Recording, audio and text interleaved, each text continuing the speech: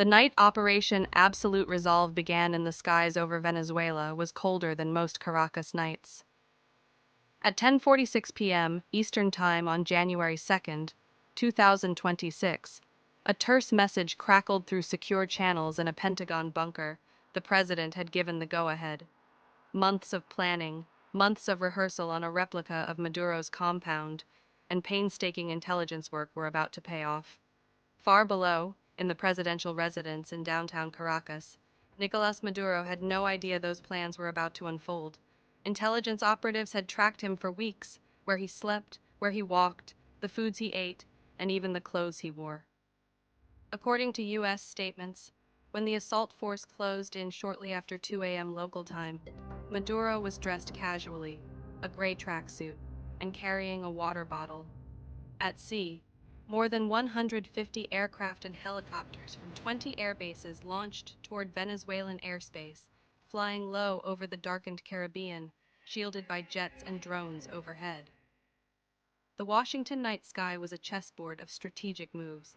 Defenses were suppressed, systems were jammed, and within minutes explosions rippled across Caracas as key military targets were struck to isolate the compound.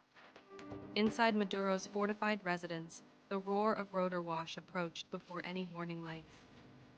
Soldiers from the U.S. Army's Delta Force, backed by special operations and intelligence units, dropped down into the courtyard with precision. Storm of stealth and force. Despite heavy resistance and gunfire, U.S. forces pressed forward. In the chaos, guards fired into the night. One U.S. aircraft was hit but remained airborne. In what officials later described as a dark and deadly raid, the extraction team advanced through hallways, bypassing strong doors and steel-reinforced safe rooms for which they had trained so many times before.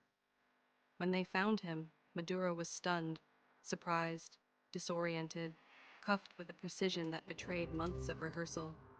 By 3:29 a.m., helicopters carrying Maduro and his wife, Celia Flores, had returned to international waters, boarding the USS Iwo Jima.